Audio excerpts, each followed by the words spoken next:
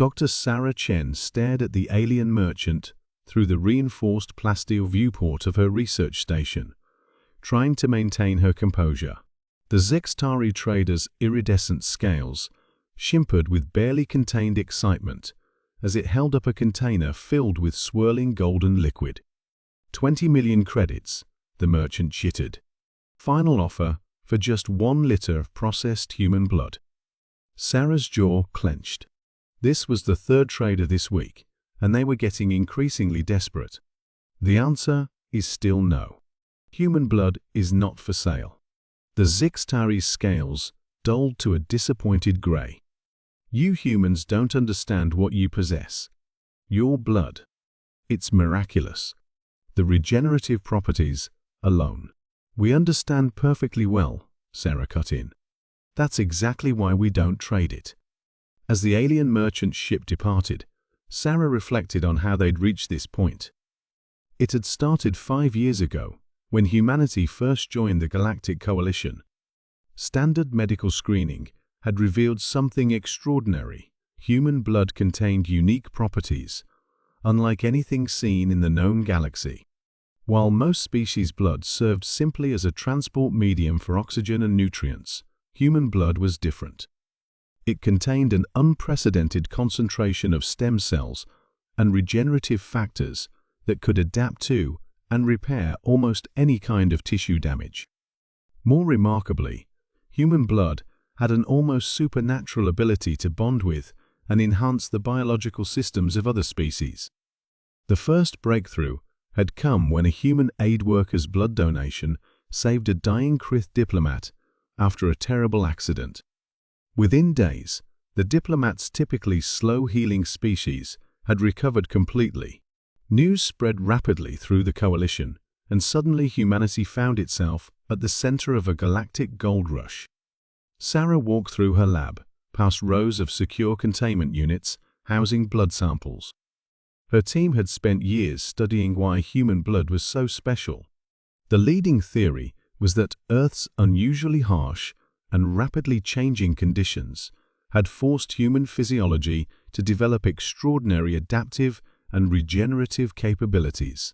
Whatever the reason, human blood had become the most valuable substance in known space. A single liter could sell for more than a small starship. Black market demand was astronomical, leading to attempted kidnappings and a thriving criminal trade in stolen blood. That was why facilities like Sarah's existed. The Human Blood Research Initiative was humanity's response to the crisis, a network of heavily fortified laboratories dedicated to studying their unique biology while keeping it secure from those who would exploit it. Sarah's computer chimed with an incoming priority message. Her eyes widened as she read it. Their latest research had yielded another breakthrough. Human blood wasn't just regenerative, it could be used to dramatically enhance the capabilities of other species' immune systems. Properly processed, it could potentially cure dozens of previously untreatable conditions. She leaned back in her chair, considering the implications.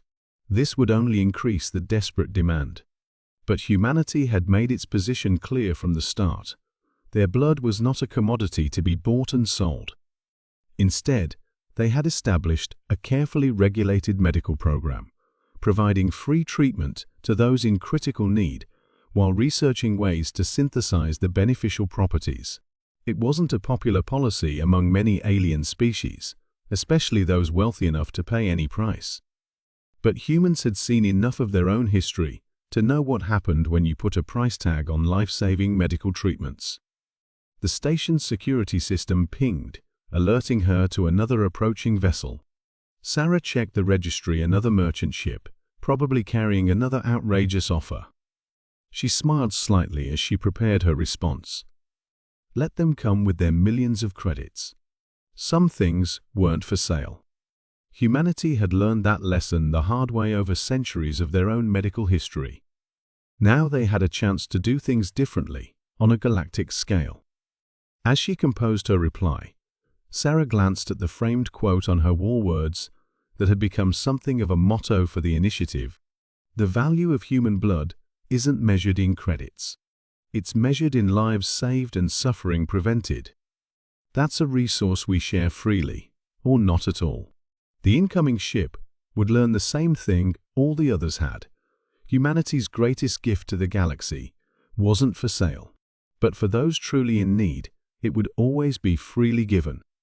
That was the human way, and perhaps that, even more than the miraculous properties of their blood, was what made humans truly unique in the galaxy. As Sarah prepared to deliver the same message she'd given countless times before, she felt a familiar pride. In a galaxy driven by profit and trade, humanity had chosen a different path.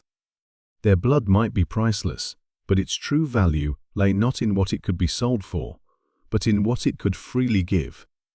And that, she knew, was why human blood would remain the most valuable substance in the galaxy, not because of its price, but because of what it represented: hope freely given, life freely shared, and the unshakable human belief that something should never carry a price tag.